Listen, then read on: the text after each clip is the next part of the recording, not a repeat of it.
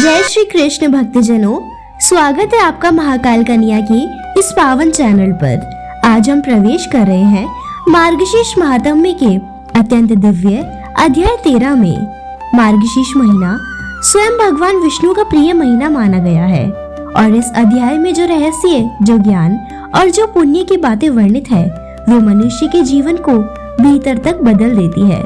यह अध्याय हमें सिखाता है कि श्रद्धा, सेवा और सत्य किस प्रकार जीवन में अद्भुत कृपा और कल्याण लाते हैं। तो आइए अपने मन को शांत करें और श्री कृष्ण की उस वाणी में डूब जाए जिसमें वे भक्तों के कल्याण का मार्ग बताते हैं। श्री विष्णु भगवान ब्रह्मा जी से बोले, हे पुत्र, मैं जागरण का लक्षण कहूंगा जिसके विज्ञान मात्र से मैं कलयुग में सर्वदा सुलभ रहूंगा। गीत ज्ञान, वाद्य बाजा, नृत्य नाच, पुराण का पाठ, धूप दीप नैवेद्य, पुष्प चंदन, सुगंध द्रव्य का लेपन, फलों का समर्पण करना, श्रद्धा, दान, इंद्रियों का निग्रह, सत्ययुक्त, निद्रा रहित, आनंद पूर्वक मेरा पूजन करे। मेरा पूजन होना मेरा अहोभाग्य है। जो उत्साह सहित, पाप रहित, आलस्य रहित, प्रदक्षिणा युक्त, नमस्कार पूर्वक ऐसे काम में मेरी प्रवृत्ति हुई। निराजन सहित अत्यंत प्रसन्नचित होना। हे महाभाग, प्रत्येक प्रहर में मेरी आरती करना। इन 26 गुणों से युक्त जागरण को जो मनुष्य एकादशी के दिन भक्ति से करता है वह फिर पृथ्वी पर जन्म नहीं लेता है। जो इस प्रकार धन श्रद्धा से रहित होकर यथाशक्ति परम भक्ति से जागरण करता है वह मुझ में लीन हो जाता है। जो प्राणी मेरी एकादशी के दिन में सोते हैं तो उनको समझना चाहिए कि वे कलयुग के सर्प से डसे गए हैं, और जो प्राणी जागरण नहीं करते हैं उनको माया रूपी पाप के बंधन में पड़कर अत्यंत मोहित हो रहे हैं। जिन्होंने कलयुग में एकादशी के आने पर भी बिना जागरण के ही एकादशी को बिता देते हैं तो उनका अवश्य ही विनाश समझो, क्योंकि जीवन अनित्य है। जो दोनों नेत्रों को खोलकर हृदय में मेरे चरण अरविंदों को स्थिर पर जागरण को नहीं देखते हैं वे प्राणी पातकी है। वाचक व्यास के न रहने पर गीत नृत्य को करावे। हे देवेश, यदि वाचक व्यास मिले तो पहले पुराण को पढ़े। हे पुत्र, 1000 अश्वमेघ 100 वाजपेय यज्ञ का जो पुण्य होता है उससे कोटि गुना अधिक पुण्य मेरे निमित्त एकादशी के दिन जागरण करने से होता है। हे मानद, मेरे एकादशी के दिन जागरण करने से पितृपक्ष को मातृपक्ष के, स्त्री पक्ष के कुलों का उद्धार हो जाता है। उपवास के दिन और जागरण प्रारंभ होने पर जो विघ्न उपस्थित करता है तो मैं उस स्थान को छोड़कर तथा श्राप देकर चला जाता हूँ। जो लोग मेरे अविदा एकादशी के दिन जागरण करते हैं उनके बीच में मैं प्रसन्न होकर मैं नृत्य करता हूँ। जो मेरे पास जितने दिन तक जागरण करता है उतने अयुत 10,000 युग तक मेरे गृह में आकर वास करता है। एकादशी के दिन जागरण के बिना पूर्वजों की न गया पिंडदान से, न तीर्थ जाने से, न बहुत यज्ञों से मुक्ति होती है।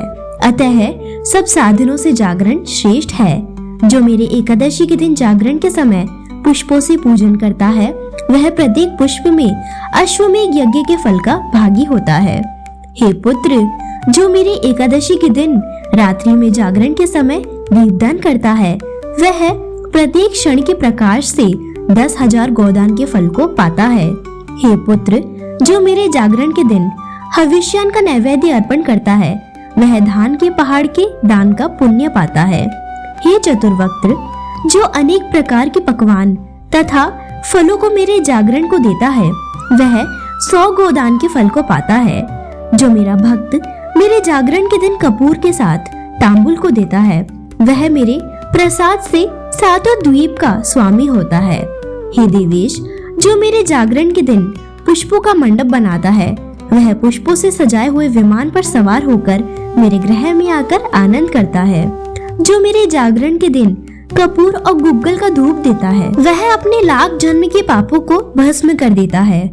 जो मेरे जागरण के दिन मुझको दही, दूध, घी और जल से स्नान कराता है वह इस लोक के सुख को भोग कर अंत में श्रेष्ठ मुक्ति को पाता है। जो दिव्य वस्त्रों को और विविध प्रकार के फलों को मेरे लिए देता है वह वस्त्र के जितने तंतु सूत होते हैं उतने वर्षों तक चिरकाल स्वर्ग में वास करता है। जो रत्नों से जड़ित स्वर्ण के आभूषणों को मेरे लिए देता है, वह 7 कल्प पर्यंत मेरे गोद में आकर वास करता है और मेरा प्रिय होता है। जो घी से, विशेषकर गौ के घी से दीपक को मेरे जागरण की रात को जलाता है, उसको एक एक मिनट में 10,000 गोदान का फल मिलता है। हे चतुर्वक्त्र, जो मेरे जागरण के दिन कपूर के दीपक से निराजन करता है, वह कपिला गोदान के फल का भागी होता है। जो पुनः दीपदान, गीत गान, नृत्य नाच और पूजन करता है, वह सैकड़ों यज्ञ व्रत और दान के समान पुण्य को पाता है। जो स्वयं मेरे सामने जागरण के दिन निर्जल होकर लज्जा छोड़कर गीत गाता है और नृत्य करता है, वह आधा मिनट में कोटि यज्ञ के फलों को पाता है। जो मेरे जागरण के दिन गीत या नृत्य को रोकता है अर्थात मना कर देता है, वह 60 युग 1000 वर्ष तक रौरवादी नरक में यातना को भोगता है। जो मेरे जागरण के दिन मेरे समीप नृत्य करते हुए मनुष्य के समीप जाते हैं, वे लोग धर्मराज के बंधन से छूटकर और मुक्ति का भागी होकर मेरे स्थान को चले जाते हैं। जो मेरे जागरण के दिन नृत्य करने वाले मनुष्य की हंसी करता है, वह 14 इंद्र के राज्यकाल तक नरक में जाकर वास करता है। जो मेरे जागरण के दिन भक्ति से पुस्तक को पढ़ता है, वह श्लोक संख्या के हिसाब से उतने ही युग तक मेरे पास आकर वास करता है। विद्वानों ने जो पुण्य फल प्रदक्षिणा के प्रदान से कहा है, वह पुण्य फल अनेक युगों में कोटि यज्ञ को करने से भी प्राप्त नहीं हो सकता है। हे सूत, जो मेरे सामने जागरण के दिन मालाकार दीपक को जलाते हैं, वह कोटि विमान में 7 देवलोक में जाकर कल्प वर्ष पर्यंत वास करता है। जो जागरण के समय मेरे बाल चरित्रों को पढ़ता है, वह मनुष्य सहस्त्र कोटि युग तक श्वेत द्वीप में जाकर वास करता है। इसलिए दोनों पक्षों की एकादशी को जागरण करना चाहिए। और जो जागरण रात्रि को गीता का तथा सहस्त्र नाम का पाठ करता है, वेदोक्त मंत्रों का और पुराणों का जागरण के समय पाठ करने से पुण्य की प्राप्ति होती है। हे पुत्रक, जो मेरे जागरण के समय धेनुदान को करता है, वह 7 द्वीपों से युक्त पृथ्वी के दानफल का भागी होता है। इसमें कोई संदेह नहीं है। इस पृथ्वी के समस्त पुराणों से महान पुण्य को देता है। और हे पुत्र, तीनों लोक में प्रसिद्ध एकादशी के दिन जागरण करना कहा है। जो लोग मन, वचन, कर्म से जागरण करते हैं, उनका मेरे लोक से किसी भी तरह से लौटकर नहीं आते हैं। जो रात्रि के समय अन्य लोगों को प्रोत्साहित कर जागरण करता है, हे सूत, वह चक्रवर्ती राजा होता है। यह मेरा कथन सत्य है।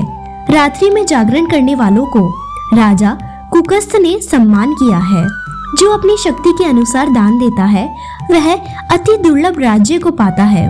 जो कोई गायक, गाने वाला, वाद्य, बाजा बजाने वाला, नृत्यक, नाचने वाला और जो ब्राह्मण मेरे जागरण में आकर गायन आदि करते हैं, वे सब नाचने वाली वैश्या के साथ मेरे सनातन लोक में आते हैं। दुष्ट योनि में जन्म लेकर भी मेरी एकादशी के दिन जागरण करके हे मुनि श्रेष्ठ, कामुक, कामी लोग भी राजा हो गए हैं और निष्काम तथा चांडाल आदि भी जागरण करके मुक्ति के भागी हो गए हैं।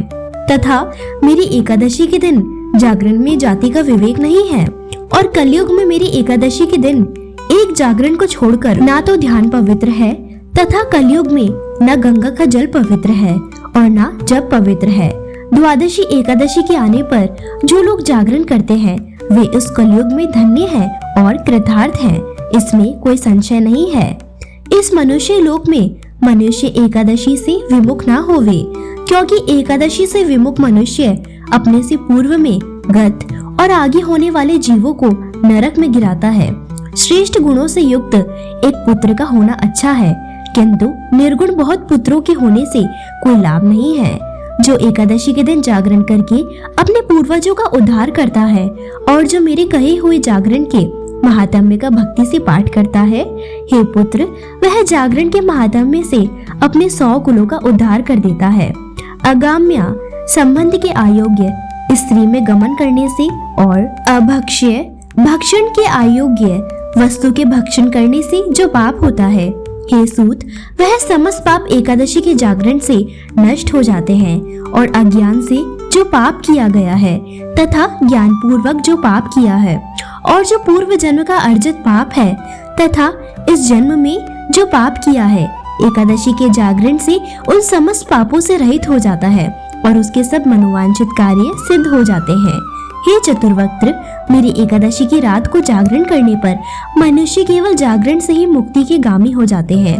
जो फल एकादशी के दिन कलयुग में जागरण करने वालों को होता है, उस फल की प्राप्ति कुरुक्षेत्र और प्रयाग में वास करने वालों को नहीं होता है। हे पुत्र, एकादशी के दिन जागरण करने से जिस फल की प्राप्ति होती है, उस फल की प्राप्ति हजारों अश्वमेध यज्ञ और कोटि तीर्थों से स्नान करने से नहीं होती है। जो एकादशी के महात्म्य को पढ़ता है या सुनता है, वह मनुष्य समस्त पापों से रहित होकर परम गति को पाता है। जिस मनुष्य के यहाँ एकादशी कारण है, अर्थात एकादशी के दिन व्रत, पूजन, जागरण आदि होते हैं, उसके समस्त दुष्ट ग्रह सदा के लिए सौम्य हो जाते हैं और संतान का वियोग नहीं होता है तथा मेरी कीर्ति सुनने में नित्य प्रेम होता है और वह प्रेम कभी नष्ट नहीं होता है तथा रण संग्राम में और राजकुल में हमेशा विजय होता है।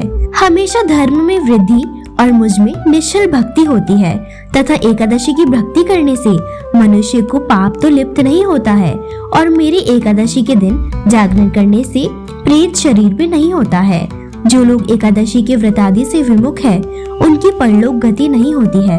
इसीलिए कलयुग में एकादशी के दिन व्रत आदि सब उपायों से अवश्य करना चाहिए। इति 13वां अध्याय समाप्तम। इस प्रकार मार्गशीर्ष महात्म्य के अध्याय 13 में हमें यह गहरा संदेश मिलता है कि जब मनुष्य सच्चे मन से भक्ति करता है, सच्चे मन से एकादशी के दिन जागरण करता है, नियमों का पालन करता है और भगवान की शरण में चलता है, तब उसके जीवन से हर प्रकार की पीड़ा, बाधा और अज्ञान स्वतः दूर हो जाता है। हमारे शास्त्र कहते हैं, जो इस पवित्र महीने में भगवान के गुण, लीला और महिमा का श्रवण करता है, उसके कई जन्मों के पाप भी नष्ट हो जाते हैं और जीवन में सौभाग्य का उदय होता है। अगर आपको यह अध्याय पसंद आया हो तो कृपया महाकाल कन्या चैनल को सब्सक्राइब करें, वीडियो को लाइक करें और अपनी श्रद्धा कमेंट में लिखें। मिलते हैं अगले अध्याय के साथ। जय श्री कृष्ण, जय श्री महाकाल।